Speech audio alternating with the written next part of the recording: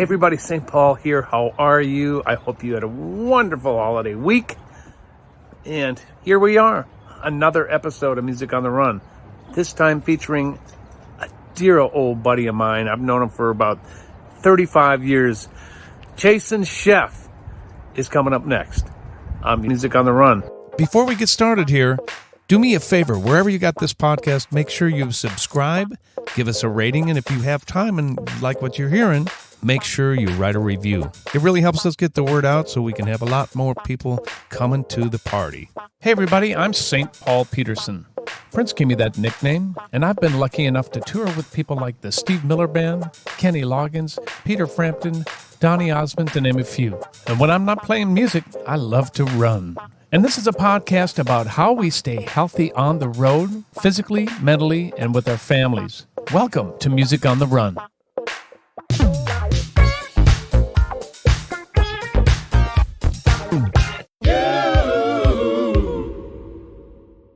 Hey everybody, welcome to episode 28 of Music on the Run. Here we are in the basement yet again. Happy holidays. I hope you had a great couple of weeks there. So let's just get right to it. My next guest is an old, and I emphasize old, friend of mine. Musician, singer, songwriter, producer, educator, and a businessman who grew up in Southern California and spent 31 years as lead vocalist and bassist in the Rock and Roll Hall of Fame band, Chicago.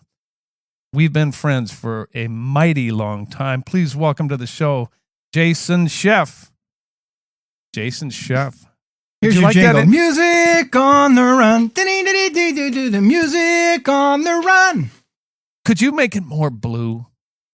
I'm with not feeling Polly at the leading chair. Music on the run. Leading chair. The lead chair. What is that? I don't know, but hey, do you mind if I give up the bass chair so you can maybe sit in on Music on the Run? The best is the person, not that I haven't done it. It's been a long time, but the best is the guy. Actually, there comes an age where it's kind of maybe not really acceptable or appropriate anymore. The guy who's kind of hanging on the side, go, "Hey man, can I sit in?" That you don't know. I mean, if you came, I came, that's fine. But the guy who's like, nobody knows him. Yeah. And not that he could be great, but it's just a funny thing where when you're 17 and 15, it's okay. Hey man, can I sit in? But all of a sudden, hey man, can I sit in? Hi, Jason. There's our first rant. I'm an angry old man, right? It's the Angry Old Man Show, brought to you in part by Soy Boy Plumpy Dog. You know what?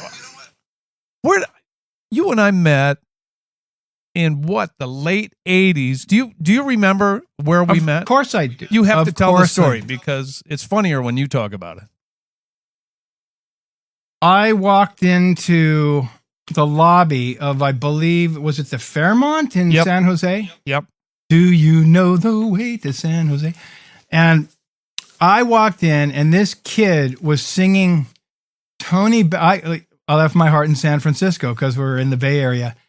And it was you. And I just, there are times when you see somebody and you just go, I got to know this guy for a long time. For a long time. And I was so drawn, Polly, because as any creatives are, which, by the way, everybody's a creator. It's funny. The older we get, it's like everybody's creative, everybody's talented. But, True. When you see somebody like that and you're what was I? I was probably 27 years old or something. Yeah. And so you were 32. No. You'll always be older than me. The older we get, the closer it gets, though. That's so true. It's kind of like, oh, they're the same. In school, we would have like in elementary school, no way, right? Yeah, well, I would have hated you because you were older. Actually, you would have hated me because I was younger. That's probably right. True. No, I would have heard your talent and gone, I got to know this guy. In fact, let me turn this interview around. How old were you when you first started playing in front of people? We aren't going there. They already know all this crap about me. I want to talk. Okay. So you and I was in the Steve Miller Band touring with my brothers. We're playing somewhere I think with ZZ Top. Yep. We're all staying at the same place. I don't think you weren't on the bill. No, we had playing somewhere else. We had separate venue settings, sites, locations, gigs, but we all came together. Together. We came together at the Fairmont, and it was just fantastic. It was during the day, and it's like you guys are just rocking it out, and I'm going, these guys are awesome. And that's where we met. We've been hanging out, writing songs, working out ever since. Even though you don't call, you don't write, you got to get a little bit better about maybe checking in. My birthday was last month. Thanks for the call, by the way. Appreciate it. It went to spam. You got one of those phones with spam on it. Yeah, that's right. Yeah, it's true. Oh, Jason's calling. Deny. Right. Spam likely. Yep. My number has spam likely on it. Sure did. So you grew up in Southern California in a musical family, right? Who all in your family was musical or is musical? Okay. Well, my father is one of the greatest bass players that ever walked the planet. Mm-hmm. And he was Elvis Presley's bass player. He was right in that Wrecking Crew. Wow. And like after Carol Kay and Joe Osborne, they'd be calling my dad, so it's right in that stable because there was so much work. Right. And he made a lot of great records. I didn't know this until I was about 15 years old, but he was the bass player on the LA Woman album. I don't know if you know that. I don't Riders know that. on the Storm. Yeah. That's Don't you love her madly? What? Oh yeah. Oh yeah. Oh, yeah. And how? Oh yeah. And how? And the coolest thing is I've become really good friends with Robbie Krieger. So I'll play. In fact, 2 years ago, they have a golf tournament that I had a hole in one in last year. And I forgot to call you on that one. Congratulations. Well, and so I got to play at the concert. It was the coolest thing. I got to play with Robbie Krieger and John Densmore, the drummer, those guys haven't played much over the years, but I got to play Riders on the Storm, which when you think of it, the pattern, the emphasis is on a different syllable. Not not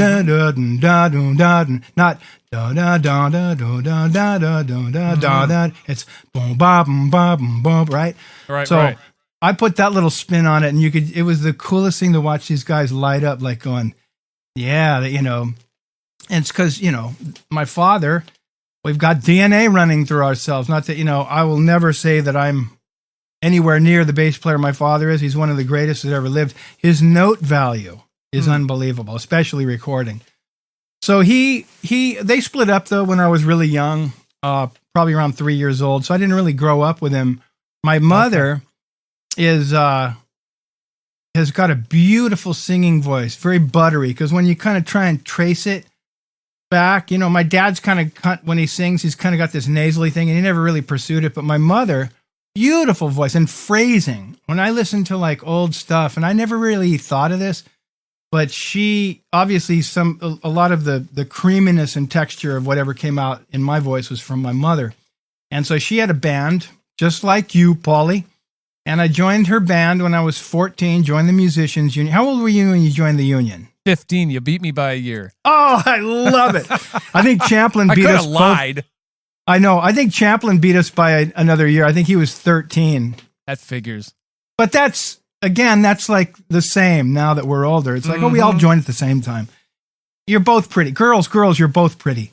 So, so I started gigging with her, and I love to share this with, kids or anybody who's coming up to find, it sounds so cliche to find your passion, but yeah, find that northern star that shows you, always where to go, no matter which way you're zigging and zagging, which I did a lot of as a kid, and a lot of us did. So, but always having that thing where those experiences showed me that everything was going to be okay, that was a magic elixir, and boy, are we headed into another period where that is the case after coming out of this pandemic and people not able to get out, consume music, play music in front of people. I really believe, Polly, we were talking about this the other day, that I've said this for several years, actually, when the record industry kind of started going weird, which has been a long time,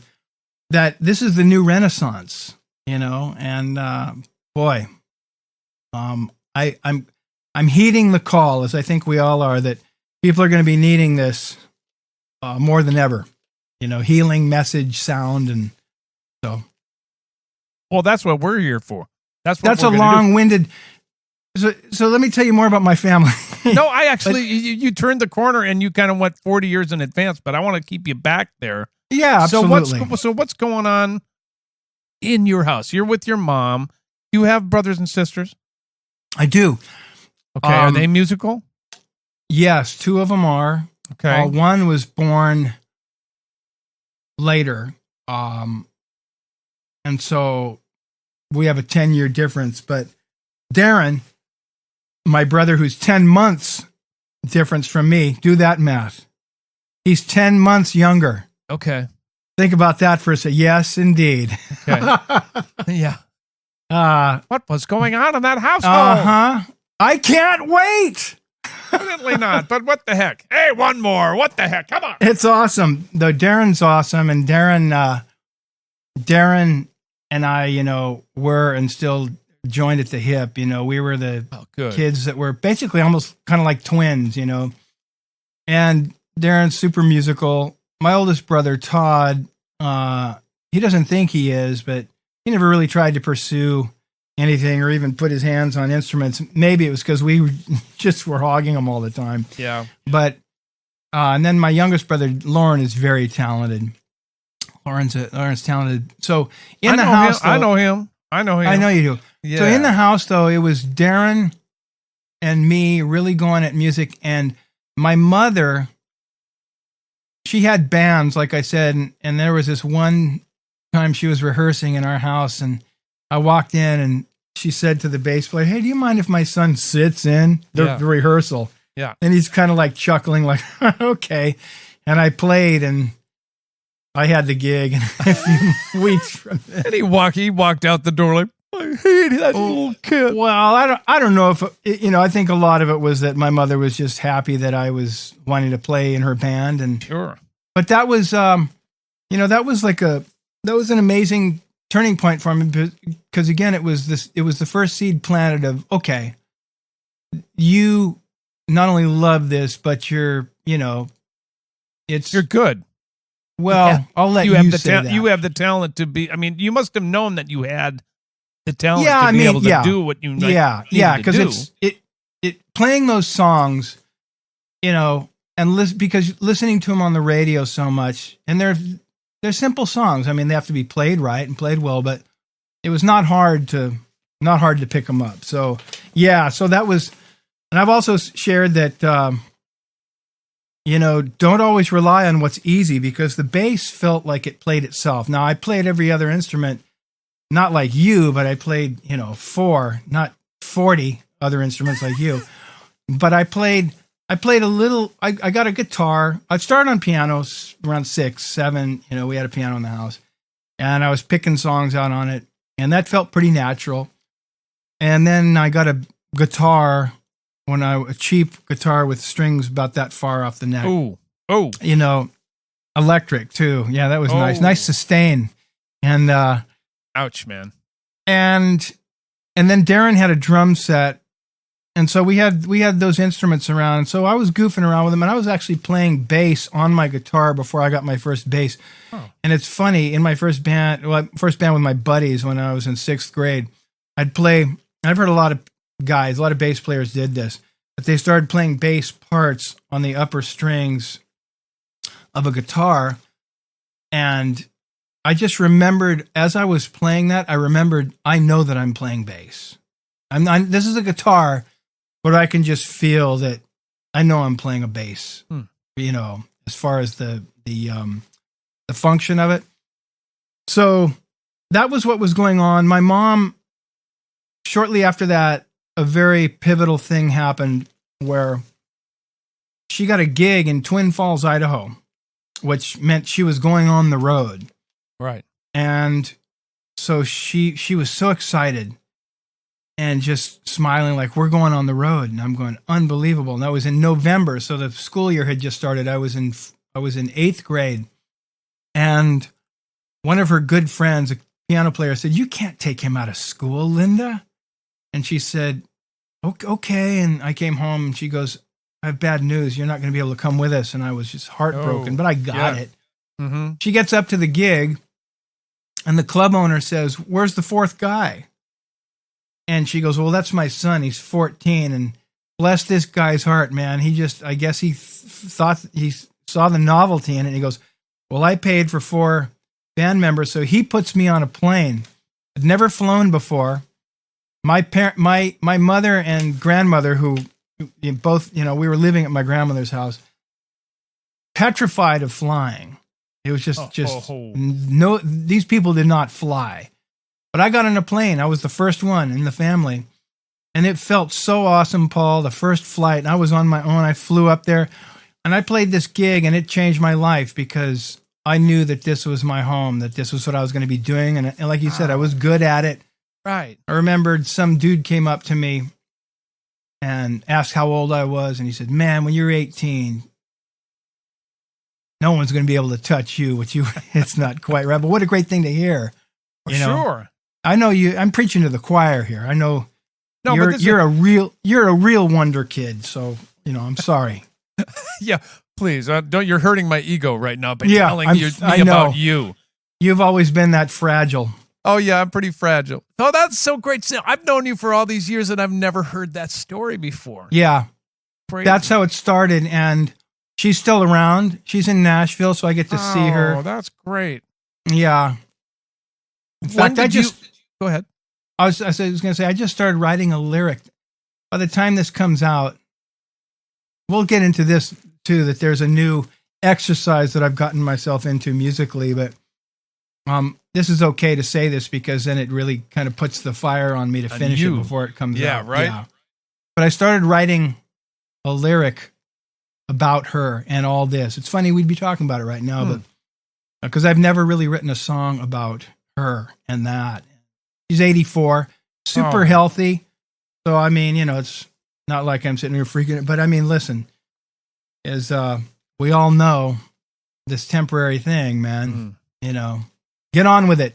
You're very lucky to still have your mom. I know. You really I knew yours. Yeah. Oh boy, did you ever. That's not your a good key, key is it? for you. Maybe we should, maybe in one of the little extras we'll put in Jason and Mom jam together my old house. Please do it. Oh, it's so good. Yeah. Oh, she loved you too, man. I mean, we hung pretty darn hard. Okay, so getting back, because otherwise this is going to be an 18-hour interview, which wouldn't be a bad thing. How do you go from playing with your mom at 14 to getting into Keene? Okay. I remembered being in my grandmother's living room watching television, and I saw these. Okay, here I go on eight different directions. But I was this 14-year-old kid, right? And I was starting to make some noise, and a lot of it was that the guys that I was running with in my community. We grew up in a beach community, so a lot of these guys were just playing surf music, which was popular. I was not in popular bands, because I was starting to go off into Earth, Wind, and Fire and Weather Report, and that was not cool music to the masses, in junior high school, high school. So I was watching TV one day, and these kids came on television. It was either Mike Douglas or Dinah Shore or something, and I saw the Keene brothers, and I thought I was pretty hot stuff until I saw that. Me too. I saw them too. Yeah. Anyway, please. No, let's talk about you for a while. See how he did that, people? I'm just here to interrupt you. See how he did that, people? You and me, we're the same. We both like the Keene brothers. Yeah, well, it was a great thing to happen too, because it right-sized me, which was a good thing to happen at that age. That I went, whoa, these guys are light years beyond me. This is world-class artistry, recording, everything. Yeah. So I remember telling my mother, and it's so weird when you say these things that when you don't really fully believe them, but you're putting seeds out there, you're planting seeds, that I said to her, if I could ever meet those kids, I know we'd make great music together. Thinking that's never going to happen.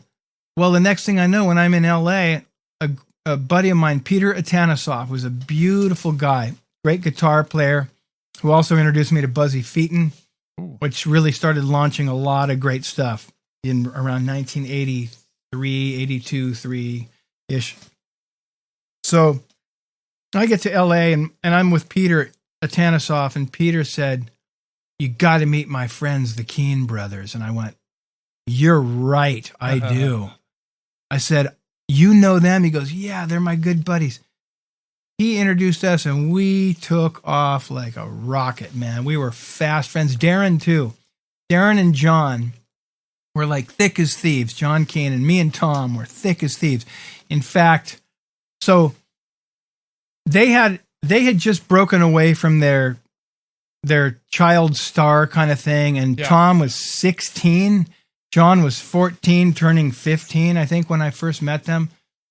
And Tom was just so advanced because he had secured himself a record deal that he was producing for Japan.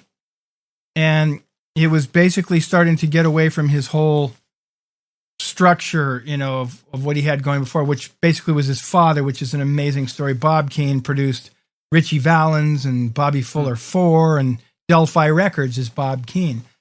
So, and I understood that. I resonated with that at a certain point you want to get away from, mommy and daddy and their, even though it was a great upbringing and education in music.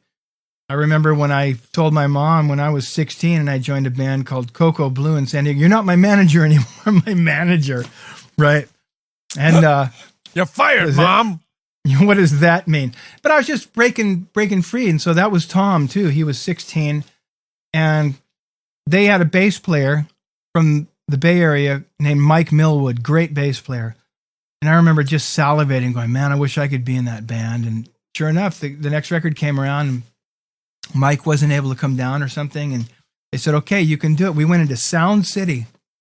Sound City, the movie that's out, and everybody's like, I'll never forget. John and I were reminiscing about this the other day, that we were in Sound City cutting that record, and REO Speedwagon was in one of the rooms cutting High Infidelity, like Keep On Loving You, that record. We were there as they were making this stuff. Rick Springfield was in cutting one of it. He was on fire at the time. In fact, I remembered there was a video game that I beat the high record, and I'm so proud of the fact that the next day I heard Rick came in. They go, Rick's all pissed off somebody beat his record. And I go, yeah, I beat Rick Springfield, man. Oh, you beat Jesse's girl. You did. I beat Jesse's girl. I got Jesse's girl from him. Right. So that's how that happened. And I'll tell you another real quick sort of amazing thing of how all these things tied together is that Tom introduced me to David Foster, who David, it was pretty insignificant. This is just one of Tom's buddies, and it's Jerry Scheff's son.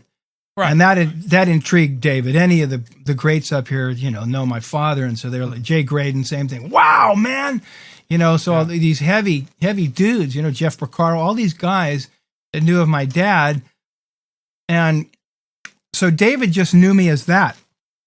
As Tom's buddy, and I'm Jerry Scheff. Whoa. Oops. You okay? You okay over there? I am. I'm sorry. That's You've perfect.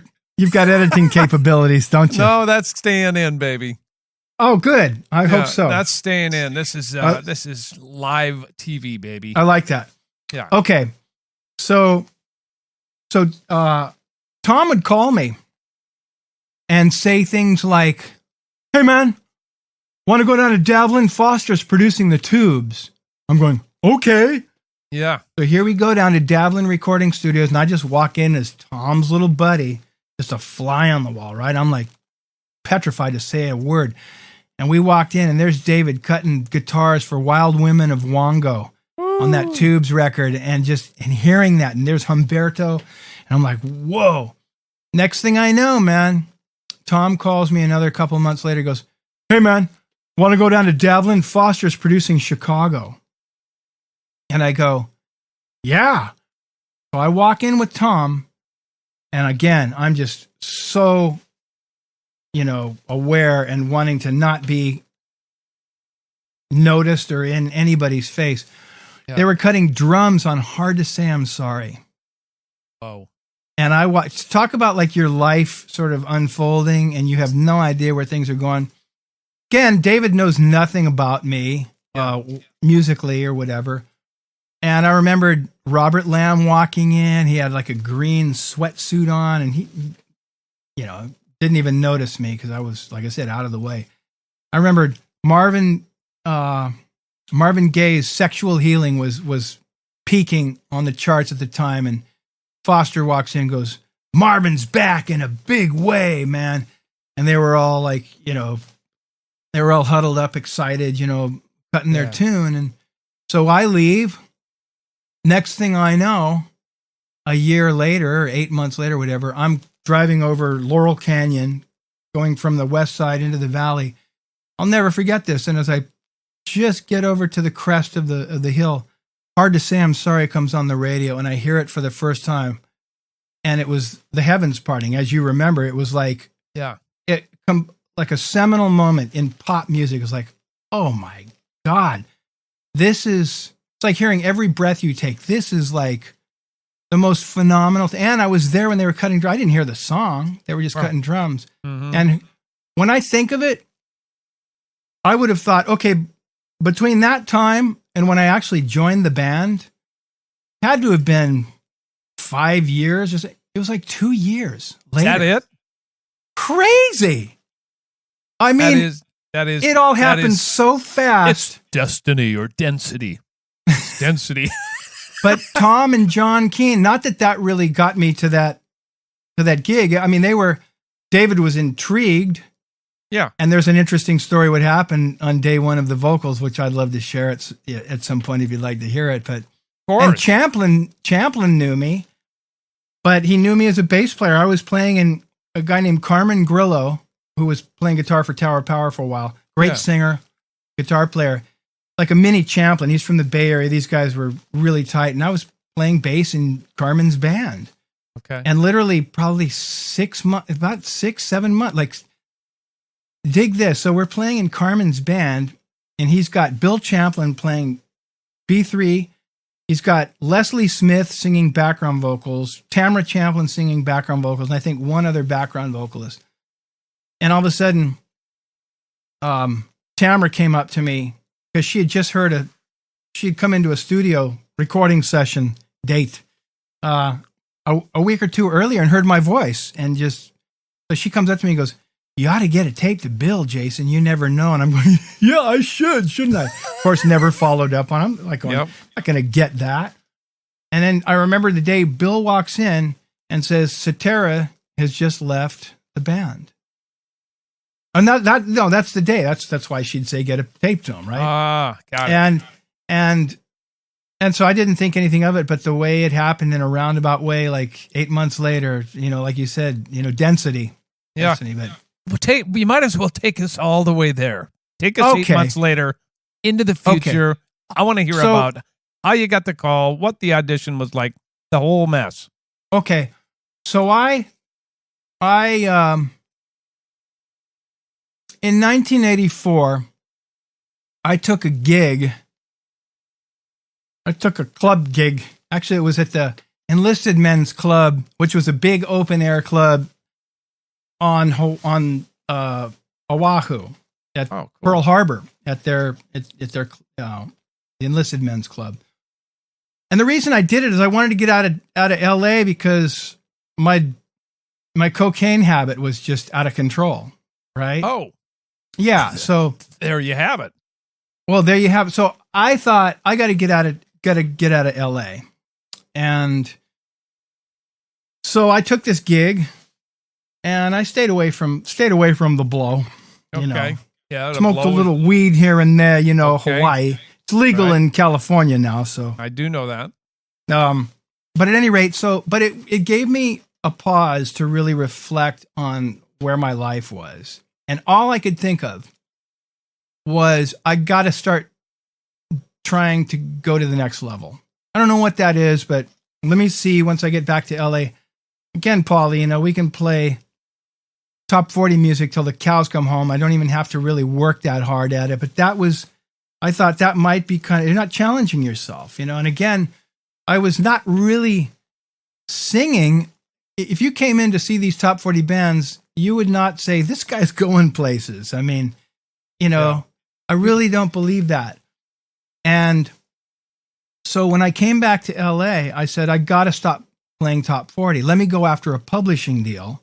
Like my buddy Aaron Zigman, who I grew up in San Diego with, who'd come up to LA and drilled it. You probably know of him, the Jets. I do. Right. That's why I know of him. Yes. Yeah. Junior high school, me and Aaron.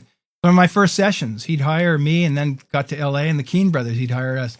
But I went to, so I came back to LA, and I started writing with Dennis Mccoskey, who one day we were over writing, and I introduced him to Bill. Dennis wrote some really big hits, and now has been in Nashville and has written a ton of hits out there. Dennis gets a phone call from a guy named Ronnie Vance, great publisher. Mm-hmm. I know of him. Yeah, so Ronnie says, "What are you doing?" He goes, I'm sitting here writing with Jason Scheff." And Ronnie goes, "Put him on the phone," because he'd been hearing about me. And Ronnie said, "What are you doing?" And I said, "Yeah, I'm just writing something." He goes, "Come on in and let's have a meeting." I told him, you know, I got a couple cuts. David Lastly, you know, great background vocalist, but also great lead vocalist, had a deal on Geffen. I said, so he goes, "Come on in here." So we sit down and I tell him, "Yeah, here's what's going on." And he goes, "So who's got the publishing?" And I said, "Well, Bobby Caldwell's manager is going to help me." And he goes, "Jason, stop giving your publishing away."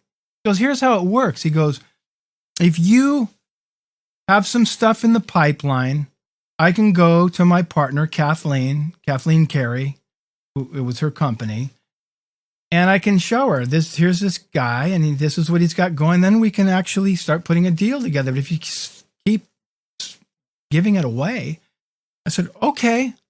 And then he did something that was the coolest thing, and this is old school. He tested me. He goes, "Why do you want a publishing deal?" And I said, "I want a publishing deal so I can go into the studio and record anytime I want without having to depend on my friends who've got deals." Because this is before the gear, Paulie. This is 1984-ish, 85. Mm-hmm. 80. No, it was 85. That's right. So this is how fast everything happened. And I said, "I want to be able to go in and play all the instruments if I want. So I want to be like Paul Peterson, even though we hadn't met yet." Okay, I'm sorry. Stupid joke. Hey, I want to be able to play everything, you know, if I want. And he goes, "You want to go record? Tell you what, I'll give you a couple of days over at MCA Whitney and no strings attached. I won't even take the publishing, but you can go in there and record." So I'm going, okay. So I called some buddies and I go, "So yeah, I've got these couple of dates." And I remembered somebody saying, "Oh yeah, that's that old gospel studio." So I'm thinking funky, and it doesn't really matter. I'm not taking it seriously. And in fact, let me just interject here that there was no game plan. The most game plan that there was being in Hawaii, trying to get off of the HOD stuff and say, I got to, and thinking that it was probably staying in top 40 bands, which it wasn't. It was just an addict, you know, coming to terms with all this. And so I wasn't taking it seriously. And the night before I went in, I borrowed Aaron's DX7 and his sequential circuits drum machine, you know, and right. I programmed a doot, stat, doot, stat. That's it. That's as elaborate as the hi-hat pattern was. I smoked a doobie and I started trying to write a ballad, and it was pathetic. Mm-hmm. You know, just completely squandering this, you know, at this point, this opportunity. So I get up the next day, I pack these little pieces in my car, and I go and I walk into MCA Whitney, and yeah, it was it was an older studio, but it was Neve Studer. Yep. It was an 80 series Neve console and a Studer machine. I went, whoop. I can't remember this guy's name. He goes, hi, I'm your engineer. And I'm going, I better come up with something fast.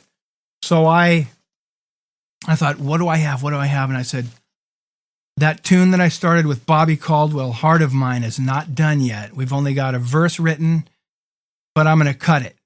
So I do that. Boom, boom, boom, boom, boom, boom. I recorded Heart of Mine and just sang the first verse a couple of times. Called Bobby. I called Bobby Caldwell, calling Bobby Caldwell. And I didn't know what the protocol was. I didn't know if he was going to be mad at me that I didn't ask him, right? Right. So I call him and I said, I hope you're not upset, man, but I went in and I cut Heart of Mine. And he just goes, really? Do you like it? And I go, well, yeah. And he goes, come over here, play it for me. So I went over to Bobby's house. He heard it and he flipped out. And he said, this is awesome. He goes, we're going to finish the lyric tonight. Dennis Mccoskey co-wrote it with us. And he said, we're going to get on the phone with Dennis and finish this lyric tonight. I'm going to go in tomorrow to produce your vocal. And I said, awesome. So we finished the lyric. Took us like 2 years to write the song because we were just, again, we were getting distracted, fill in the blanks. Yeah. I hear you. And we finished this, and I walk in and meet Kathleen Carey. And Ronnie's, I think, when I think back on this, I think this is the way it was set up. I'm going to go in and meet his partner, and this is an introduction, getting to know you. Mm-hmm. So I walk in and he says, so I meet her and it was really great vibe. And he goes, so did you get anything? Kind of with a smirk, kind of thinking, you could just tell he didn't think I had anything. And I go, yeah, not super confident, and he goes, really? Do you like it? And I said, yeah. And he goes, give me it. He puts it in the tape player. Yeah, right. Paul, this is that moment, and I'd love to hear whether it's on this podcast or something else. You're welcome to share yours. I'd love to hear it. I would love it to be in this podcast. But this was that moment where this tape was being played, and Kathleen closed her eyes, and I watched her take in music more deeply than I'd ever seen anybody. Just every morsel of it. And the song ended and she opened her eyes and looked over at Ronnie and said, we've got to sign him immediately. And Ronnie goes, well, wait a minute. Don't you want to go on your vacation? That she was going to, she goes, no. Get a lawyer and we're signing him immediately. Based on that one song of. That was a hell of a song. It is a hell of a song, though. Well, thank you. It is. Woo. I appreciate it, man. And so that, continuing on with that, I get this publishing deal. I'm still kind of dabbling with the bad stuff. Yeah. But kind of starting to think I got to get it together here. I'm actually rising into a more professional position, but everybody else was nuts too back then. This is 84, right? I remember being nuts in 84. Do you know anybody? Read about it on the internet? No. Yeah. I don't know what you're talking about. So I had 3 songs in my catalog, and Warner Brothers calls Kathleen and says, it was Michael Austin, calls her and says, do you have any songs for Peter Cetera's solo album and or somebody to write with him? And she goes, well, we just signed this new kid. Let me send you his stuff. So she sent my 3 songs over, and his assistant called the next day and said, who's singing on these demos? And they said, the writer, Jason is. And I go, okay, thank you. Hangs the phone up. I get a phone call from Kathleen saying, something's going on. I don't know what it is, but I can feel it. I've been doing this a long time. Get ready. And I'm going, for what? She goes, I don't know, but something's going on. During that week, Paul, that demo of Heart of Mine and a song called Nothing's Gonna Stop Us Now that Buzzy and I wrote that ended up on Chicago 18, the first album I did. That tape circulated to the entire structure of that band and industry. Warner Brothers, David Foster, Chicago, HK Management, and all of a sudden, a week later, I get a phone call saying, "We think that you're the new lead vocalist. Can you come and audition?" From, "Want to go down? Foster's cutting drums on, right? This is 2.5 years later, man. And I'm going, it's funny, I get this question so much of like, how did you have the confidence? I said, there was no way that it was confidence. It was like, this is probably not going to work. I mean, I don't think anybody thought it was going to, Right. Truthfully, I don't think anybody thought it was going to work. I think the record company was probably hoping Peter'd go out and do his solo stuff and that, you know, he'd take a break and they'd come back and he'd do Chicago 19. But it was, I went and auditioned the first time and I was, of course, super nervous. It was Danny Seraphin's home studio. So we were just, my vocals were coming out of like monitors that were in the other side of the room. Not that that's even an excuse. I mean, I just, on that level, I was not ready to step in and front this group, you know, live. If we went out and played a show the next day, who knows what would have happened. But they were going in to cut the record. Right. And next thing I found out, sorry, David, I got to tell this story because it's awesome. And I've thanked him about this. That next thing I found out, Foster heard our demos because we went in and cut demos once I got the gig. They made me audition twice, by the way, which was totally fair. I mean, Yep. And then all of a sudden just saw that you had the gig and people always said, "Man, you've made it." And I go, no, you just got an opportunity. I mean, it was like, there's a lot to have to get through here. But that was it. You had 2 auditions, you were in, and then you were like, now what? You're cutting a record. Well, yeah, so we had some time that we were going to get our demos. Robert and I wrote a little bit. I think Bill and I maybe wrote something. And Jimmy and I wrote something. And we finished those demos, and I remember saying to Robert, I should probably go in and redo some of these lead vocals because I was kind of sick and not feeling great. And I made a mistake that I'll never make again, and I love sharing this to up-and-comers too. He looked at me and said, "Don't worry about it, man. It's not to show him the vocals, it's to show him the songs." Well, you've proven yourself. This is replacing Peter Cetera. Yep. Coming off of Chicago 17. Hard habit to break. You're the inspiration. Hard to say I'm sorry. Pounding the radio. Yeah. They went and took the American Music Awards for Group of the Year. And this is David's first listen at who's he's got to work with. And what happened was we had cut a great song called Niagara Falls that Bobby Caldwell and Steve Kipner wrote. And of course, Bobby's vocal was just ridiculous, right? David hires him and brings him into the studio, gets him on the mic, and of course, is just mind blown and corners him and says, "You got to bail me out, man." He goes, "They made a mistake. They didn't get the guy." And Bobby goes, "Well, you got to know this is really uncomfortable for me. Jason's one of my best friends, man." Sure. And David goes, "Well, I'm not saying to fire him. You know, just you got to come in and sing the hits," which that would have been completely, I would have loved that. In fact, I thought that might have been what my original role was because Mickey Thomas was being talked to about it and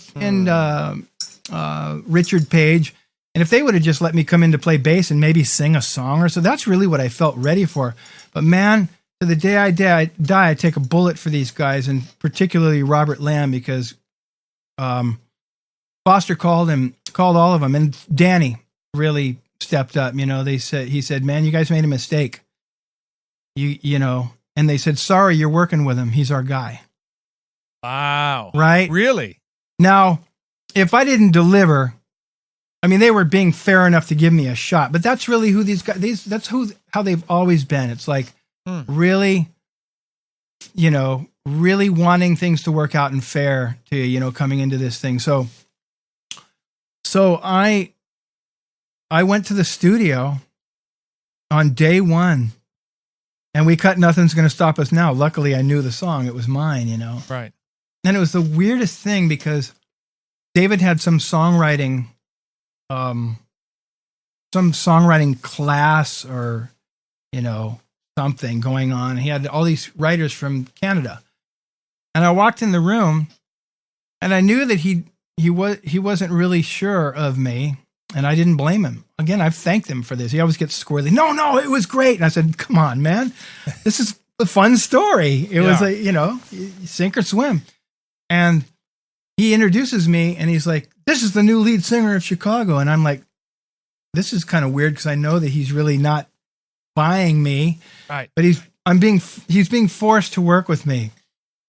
And so he says to them, okay, you guys got to get out of the studio. We got to get some work done. So they leave and the door stays open. You know, at least the studio door stays open.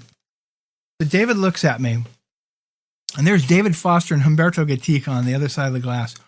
And David looks at me and he says, kind of really sort of sheepish, you want to try one? And I go, yeah. And I swear, Paul, I'm sitting there thinking this is probably my one and done. Been nice, you know, I've gotten this far. And so, you know, but I'm really not ready. And man, the headphone mix that Humberto had, and having David Foster and that track feeling like it was as perfect of a scenario as you could ask for. And I took a deep breath. She was lost, uncertain, and heard my voice, and it blossomed from there. I just felt comfortable. Yeah. And man, most of that track on Nothing's Gonna Stop Us Now is that first pass. By the end of the take, every one of those songwriters had filed back in, and they were all like and it was this moment, and Foster had his head in his hands, and we finished the take, and David looks up and he goes,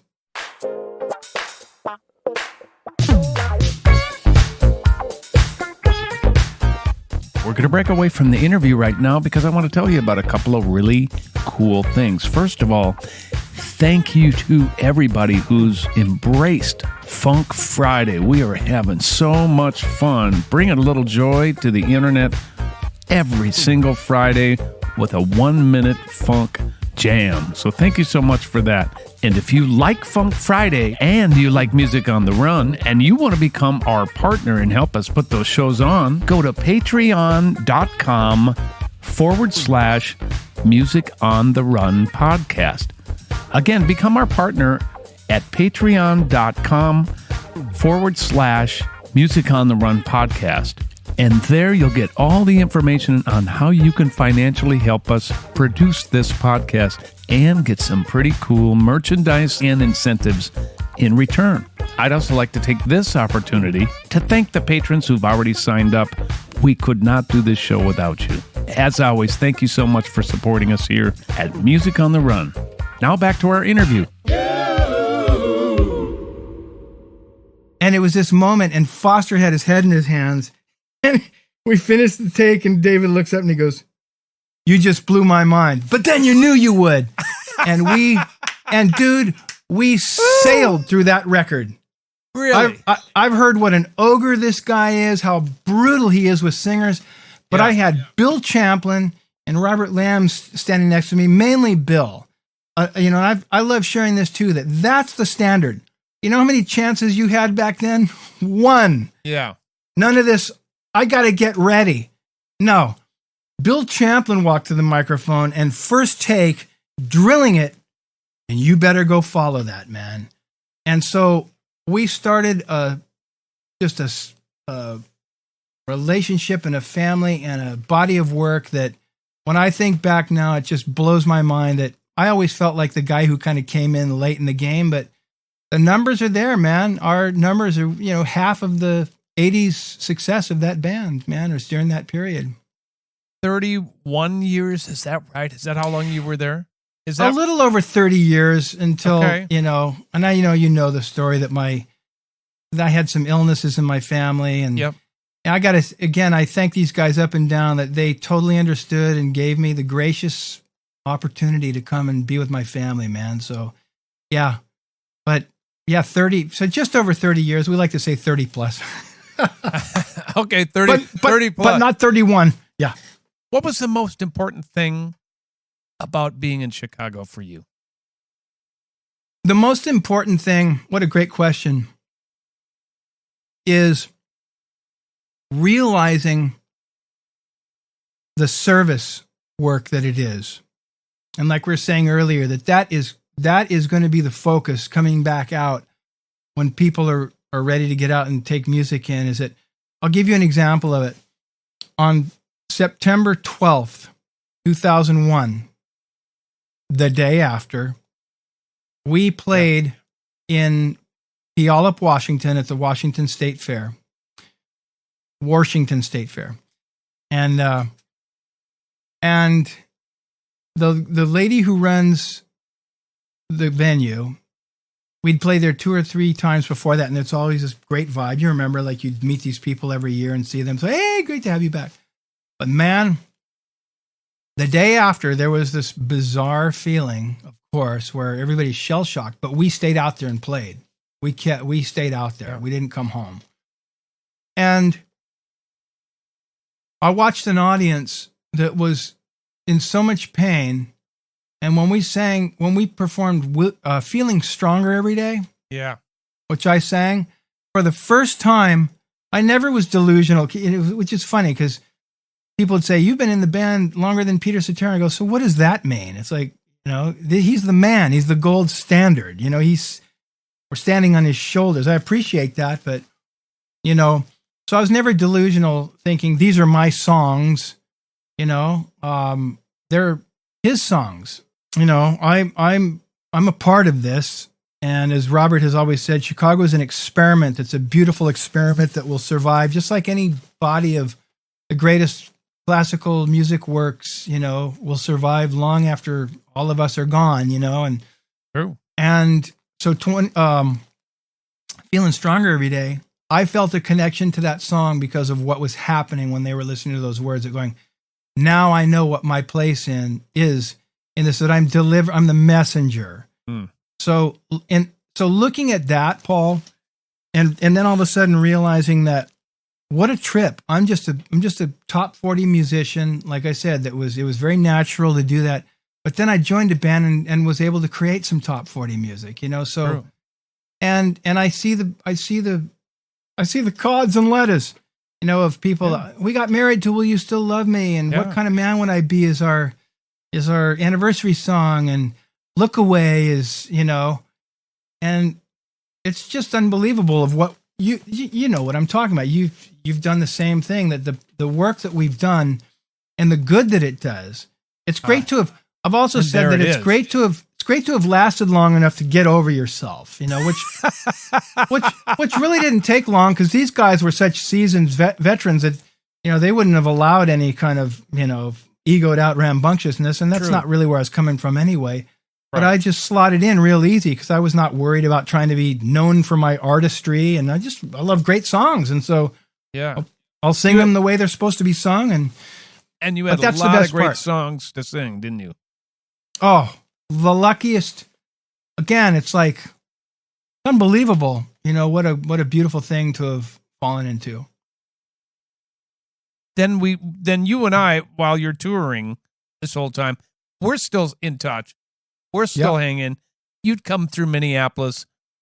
You and I would go to Paisley Park with someone like Rick Barron or something, write some songs. And you ended up putting one of the songs that we wrote that week at Paisley, I think on your Japanese record, didn't you? I did, yeah. That's one of my favorite songs. I love that song. Somewhere in between us, yeah. Yeah, Rick, that lyric. It's a great lyric. So, and you know what's fun? What? No, what? What's fun? I was going to say, what's funny? I've just reconnected with Steve Porcaro. Oh, cool. And he mentioned that song. Did he really? It makes sense. Changes in that. Because it's so eerie. It's so up his alley, right? Yeah, it's true. You know what I'm saying? So it's like, it's funny because, oops, this is going to be in your podcast. It's high tech. I'm not changing a thing. I love it. No, I'm keeping it the same. What's keeping it the same mean? Is that a new word? Skeeping it? Skeeping it the same. Oh, there is nothing gets by Mr. Scheff. That's for sure. Oh, and you, mutter, I'm coming up. Yeah, I would rip you apart if you let one fly there. But Tris and I used to have the best time out there doing that. It's like if one guy made one little tiny mistake, we'd pounce on each other, then all this. That's part of the fun stuff of being on the road. What was your favorite part about being on the road, man? Let's switch gears and go in that direction. Besides the playing, the obvious, the audience, the performing. What was cool for you? You know what's funny, man?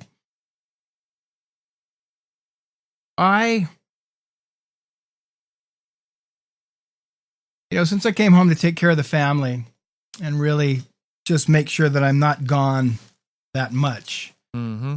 I've done a few different little things like that Beatles tour with Todd Rundgren and Christopher Cross and Mickey Dolenz and your boy Joey Molland. That's right.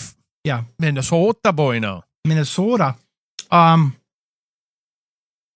of getting out and walking into a hotel.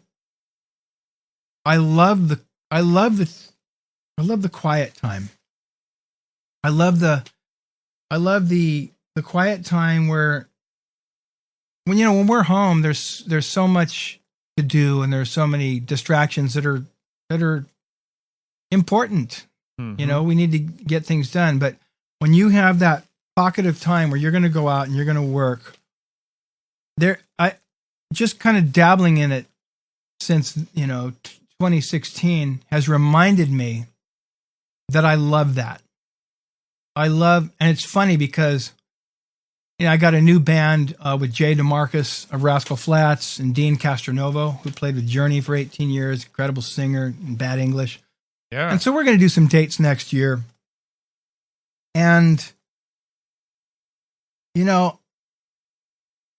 I just started thinking about, when I go out and do these personal appearances, of how much I love those little pockets of time. And I've been reading some stuff lately, not to go too weird and deep and heavy, but good, how humans evolved and what was going on. And then this makes sense, man, that we're really designed to be searching and discovering. You know what I'm saying?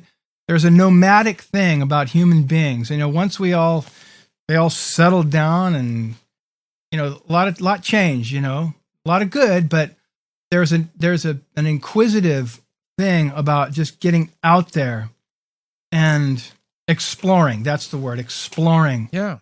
And so I'm realizing now and Lamb was always like this. He'd use the word wanderlust.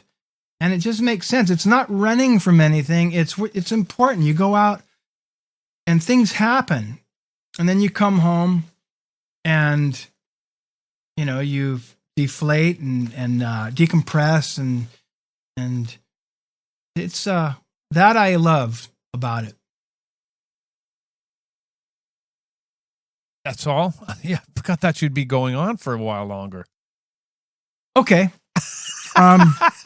Well, of course, the music.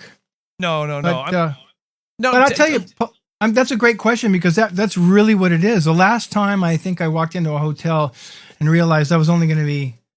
Actually, we did a couple of charity things out in Nashville with our band, Days and Deans and Chris Rodriguez, your boy, and Tom Yankton.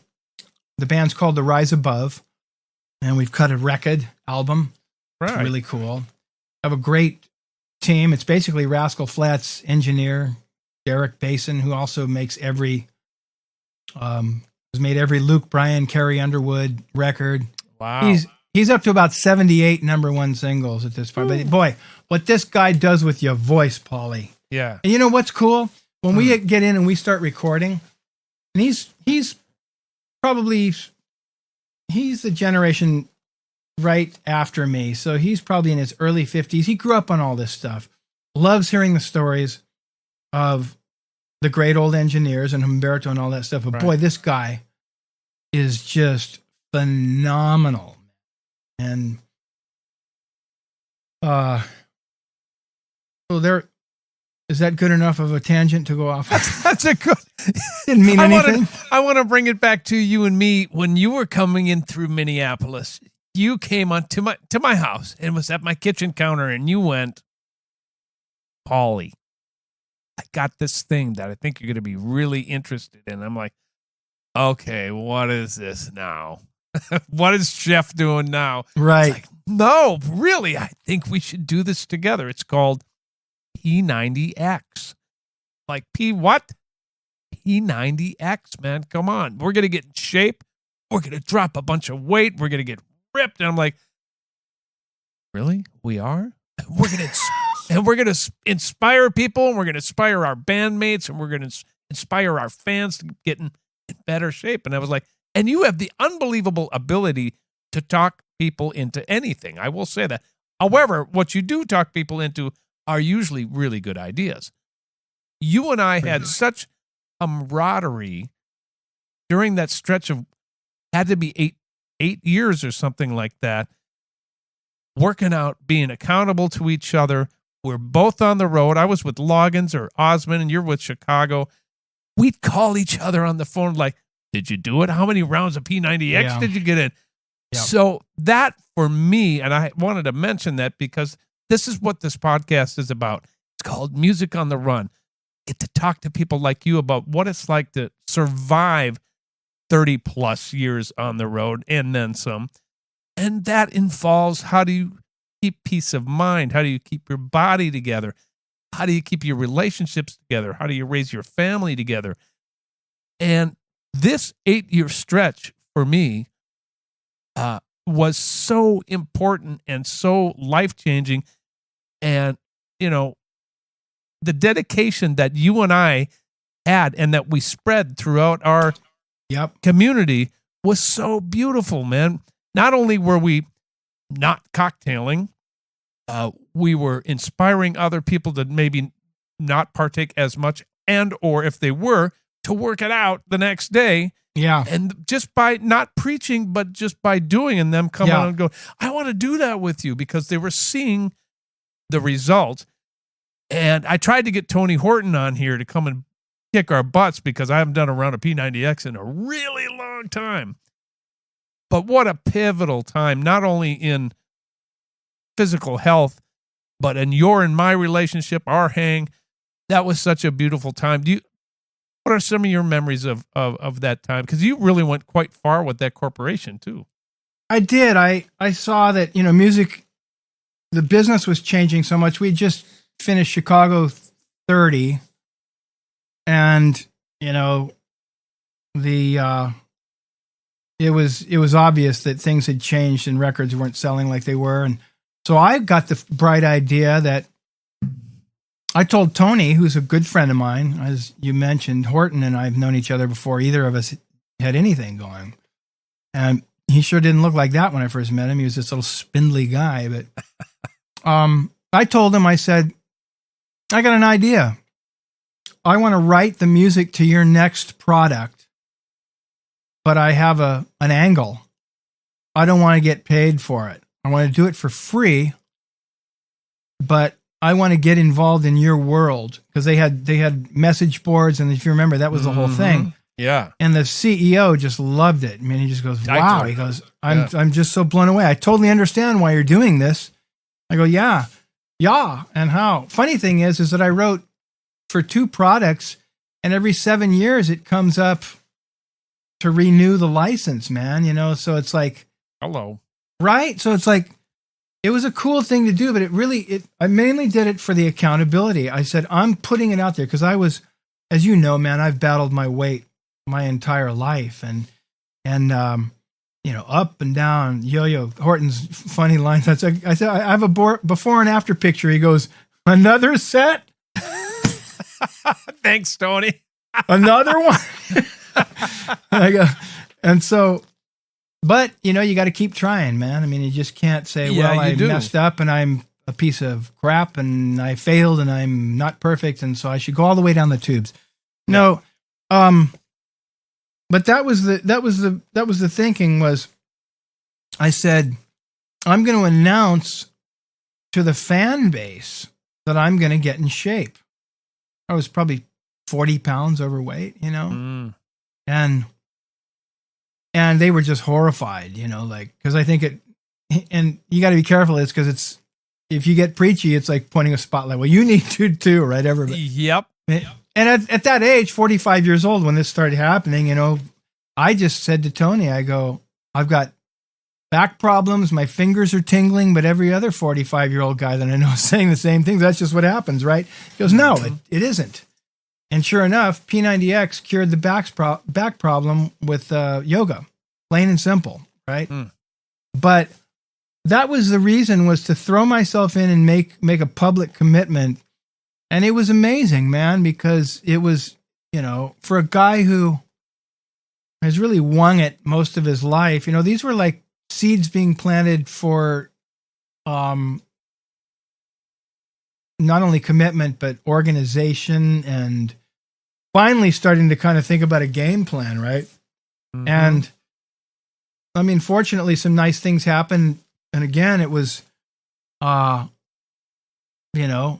joined something that was firing on all cylinders and got to become one of those cylinders. And so there was never I'd never even thought about like, what's it going to take to keep this all going? And Lamb was really into health and fitness. So we all ran together and, right. And,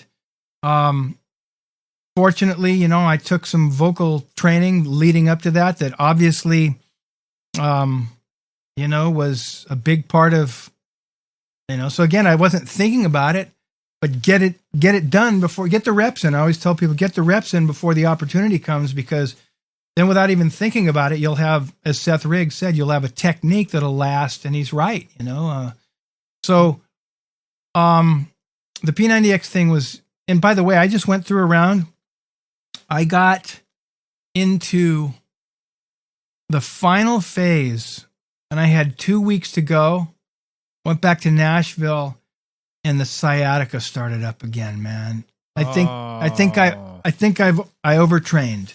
So my wife and I've been talking about this. Even Tony says, like, Tony, a lot of products that have come out, they're like 25-minute workouts, 20-minute workouts. So I'm letting this rest. Yep. And it was such a drag because I was on fire, man, just super strong. I, had some pounds to lose and still do, but just getting back into it, Paul. And I thought of all the stuff, like you're saying, it's in us now, in us. And by the way, you're very inspiring with the runs, with the jogs and all that stuff. I love that you put it out there. I do, because I think it's good for people to see you out practicing what you preach. I'm like, hey, I'm not the fastest. I'm certainly not the best runner, but who cares? I'm out here having fun. And there's the thing for me with running is my brain gets to like, right. Deflate for 1 second. So I don't have to be 24/7. And you know how I might have nearly as much energy as you. It's damn close. We go until we sleep. So I get up and I'm on at 5:36 in the morning until I pass out at 10:30. But in the meantime, I get a lot of stuff done. I'm healthy because I take my runs. I am inspired because I do deflate my little brain to get out of my own way. Yeah. And hopefully that brings some sort of inspiration to people out here in the fan base. That's why I do it. But you and my brother Billy before you was such a huge contributor to me staying in shape, speed skating, all that stuff. And then P90X coming out, trying to get ripped before I turned 50, which I did.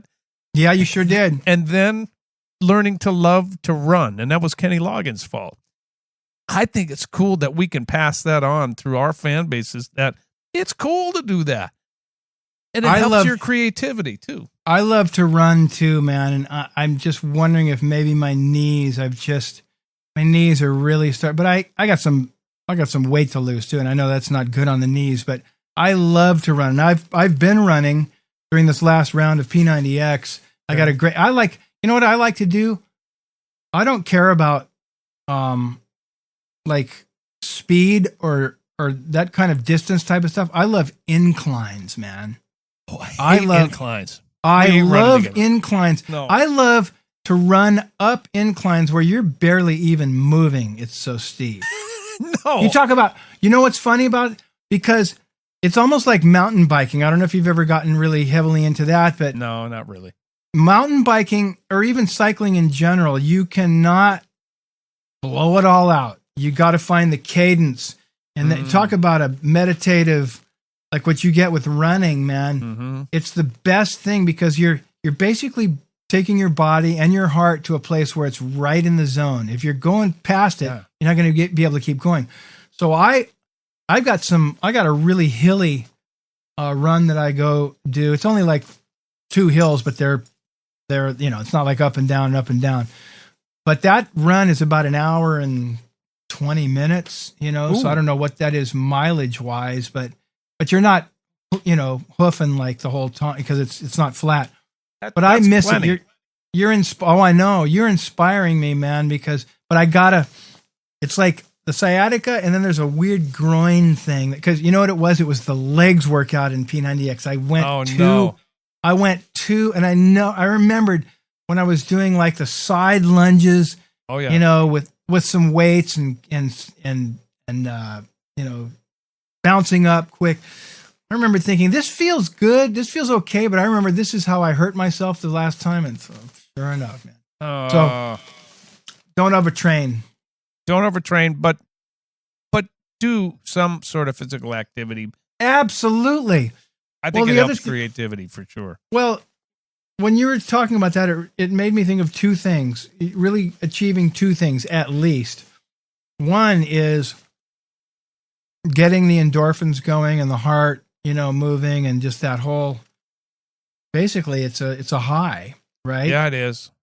Yep. The other thing is, and when you say it just gets you out of your head, I call that, it's putting a pause in the day, whether it's a meditation. That is meditation though. Running is meditation. It's true. But it's putting a pause in the day.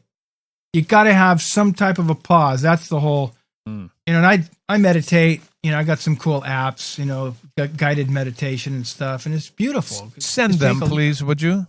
Okay. I don't know if I could sit still long enough to enjoy them, but we'll try. Boy, you'd be surprised because when they're guided too, it's really cool because there's something going on. So it's not just like, okay, start out at 10 minutes, but here's 20 minutes of just sitting there with nothing. But it's that, we need to pause. Yeah, we do. So pause for the cause. Just because we're working on about an hour and 10 here, I want you to give a little advice. You raised a family while you were on the road. You successfully raised a family while you were on the road. You kept your marriage together. What do you think is the most important thing you can tell the next generation of musicians about successfully navigating life on the road? Well, first of all, you have to have the right partner. And for me, I do. My wife is fiercely independent. But you just know that, we need each other without being needy, but you have to have the right partner. If somebody's freaking out that you're coming and going, good luck. I mean, you got a great one too, man. I mean, come on. You named her wifey about 20 years ago, and I still call her that to this day. Yeah, well, you guys had a little pendant made, so you bought it for her. Oh, okay. You did at the Minnesota State Fair. Anyways, I digress. Go ahead. Anyway, so you got to find the right person for starters, and then that's like 99% of it. Because you can't be going out there. Like my son, JJ, he's 22 and he's signed to, he doesn't really talk about it, so I probably shouldn't. But he's an Interscope artist. Oh, Sorry, wow. JJ. Sorry, JJ. I'm going to out you. Yeah, that's But great. he's so cool. He doesn't talk about it. He's never really gone out, and said, "Hey, congratulations to me," or, But he's he's just getting his life going, and we've had some really great talks. And his mom has of like that. You really need to make sure that you are not involving yourself in a way that's gonna create that friction while you're out of town. He's 22 years old, so if you find the one, although he's so sweet, he says, "I really want what you have, family." I said, "Awesome, but just for right now, during this cycle of your life and career, if you can, if it happens, it happens, but don't go running after trying to find something, because you got to find the right one, otherwise it's." And we both know, you and I both know a lot of people out there that we've toured with that have incredible marriages that have lasted forever. And that's the way it is. They just have to be independent. And, again, that's really why I was able to come home, was through the loss. Once my wife lost her father and her mom was sick, I saw the first little crack in the armor and I went, when her mother goes, I'm not going to have her fending for her. So she's been a dutiful soldier all these years. Yep. And so that was, that's when I went and talked to management and the guys and told them, and they, like I said, they totally got, how can't you? It's like, this is what we're going through. And then, as you know, we lost a boy, her son and my stepson that I raised from 4 years old. And I'll just tell you this, man, I'm so glad I was, 6-8 feet away from her when she was delivered that news, rather than 6,000 miles away. So it's all worked out so well, because I got to experience all these things that we'd want to do as an artist and a musician, but then be so lucky to be able to have the opportunity to. And I was thinking, okay, this is really horrible. Everyone's going to go through it. I mean, you lost your mom. It's just not fun. And no.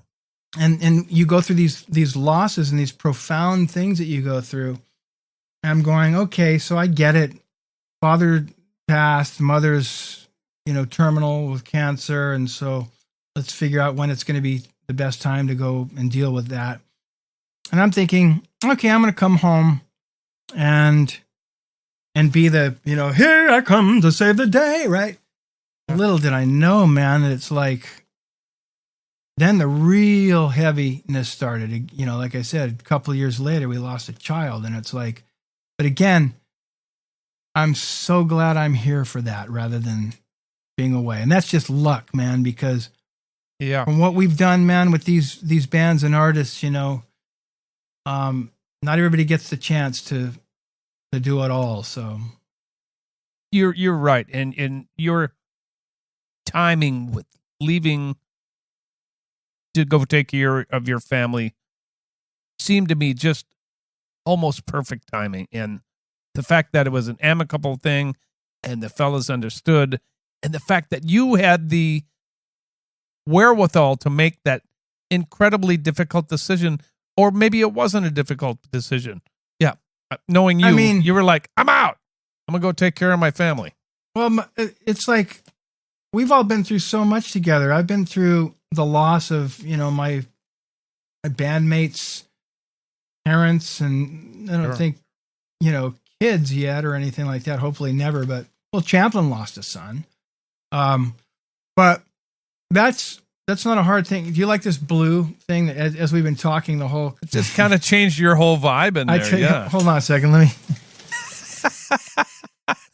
Blue moon. What a weird thing. We start talking about this, and then all of a sudden I was like, that's my hue lighting system. I like it. It's a weird thing when you're going, this is your life, man, and you're a lifer, and you're a big part of this family and thing. And that's what was so beautiful about sitting down and telling them about it. They completely, how can't you? I mean, how can, well, and again, it's not like we're in the middle of making hit records, right? It's not like we're coming off of Chicago 17 or 18 and going, listen, all the heavy lifting's been done. We've made all our hit records, and so now it's like, it's just a beautiful thing to be able to continue to spread this music. But when life is hitting you, yeah, that's a testament to where these guys are at, man. And it's a testament to where you are at, to recognize. But family is so incredibly important. So to these young people who are out there, it's the partner, pick the right partner to be successful. And listen to your heart, I guess, right? Yeah. I mean, yeah, it's funny, Paul, is that I see this a lot with younger people, that they really think they have to have it all designed and figured out and plotted and planned. And I think that there's something lost in the simplicity of how we came up, that if you love music, play it. Find other people that love to play it. If you're good, you'll find other good people to play it with, and they'll want to play with you. And then if you want to keep taking it further, go, put yourself in the right positions to do that, and try your hardest to choose wisely with especially if you get married, who you're going to spend the rest of your life with. I mean, and that's a stroke of luck too, because you can at least, you never know, right? But it's but don't worry about it so much, because so much of it's fate and in God's hands, whatever you want to, say it. It's the truth though, because like my story, I'm a guy who just was a natural bass player, and I just put myself into a position to have to work a little harder at something, and that was vocals. And luckily, the opportunity came that I was very comfortable in, but you can't plan that out and design it. Do your best, I mean, I lost some auditions that broke my heart. I almost got the gig with Shaka Khan a couple of years before that, and that was perfect for me. I'm going, man, and I was close. Yeah. Almost got the gig with Oingo Boingo. Right. But you'll appreciate this because this is so similar to your world. But I went and auditioned for the Crusaders at 17. Wow, and I didn't know they that. dug me, but I just didn't really have the solo chops. I didn't read, right? Oh, right. But they stayed in touch with me and had me back when I was 19 to audition again. And still, I was getting more into the singing thing. But yeah, Paulie, it's just don't worry about it so much. Get the reps in, try and find a great partner, or not. Don't worry about that just yet. Just be straight. Your partner is your art. For a while, can be. For a while, it's like dedicate yourself to that, and then, trust that the right things are going to come along. And one of my favorite questions is when a parent will say, "What can I do to motivate my kid to play?" And I go, "No one had to motivate me." It's true, isn't it? Yeah. And you play because you want to. And then you start thinking about it. And this is where it's gotten, with the whole parents grooming their kids to become superstars. And it's like, I get it. You may be looking at the next Jaco Pastorius or Tiger Woods, that level of talent, and they may not want it. So is it up to you to say that's something that is squandered according to you? Yeah. It's a fine line as a parent of how much do you push your kid, because kids are naturally they can be not necessarily into practicing or whatever the case may be. And I remember with my own children, taking piano lessons, going, we got to go over this. This isn't just going to happen. We have to go over this. I mean, look, I didn't like to practice when I was taken from the nuns either. I'd be in there playing Stevie Wonder. So I was like, how do we figure this out? And you find your way, you muddle through, and you do actually figure out what that balance is. It's different for everybody. Jay in my world. DeMarcus has told me his dad, who just passed away, bless his heart, Wayno. Wayno was the type of father, really talented keyboard player, singer, played left-handed bass on a Fender Rhodes bass. Yeah, baby. And Columbus, Ohio, just a rock star in the clubs. And he made his kid dig for it, man. He made him dig for it. Although he'd sit him down and he'd teach him some stuff, but he didn't sit there pounding away at him, and it motivated Jay to keep working. And then his dad, when he wouldn't get it right, his dad was not tossing roses to him. He goes, "That ain't it." Yeah. You know, my sons, Connor is 19. He's a bass playing, drumming freak. Talent. Really? Yeah. But I never tell him to practice. Never tell him to do anything. And for a while, he was 7 years old, I think, when we were in LA before we moved to Nashville. And he went to one of those rock schools. It was School of Rock at first, and it turned into Rock Nation. And so JJ was there, and he was playing drums. And I got Connor his first little bass, little tiny bass. And he shows up with his little suspenders on, trying to have a little rock look. And Tracy says to them, "Can my son Connor?" Well, they usually don't let him, play bass in these bands till they're about like 10 or 11 because they can't even really hold the strings down. She goes, "Well, okay. Well, can you just hang out for the day?" And she goes, "Sure." He was in 3 bands at the end of the day. He's that good. He's got Jerry Scheff innate pocket and feel. It's like the kid's feel is unbelievable. Don't just sell yourself natural. short. He's got yours too then. Well, I appreciate that, but it sounds better when you know. Of course it does, but But you know true. what?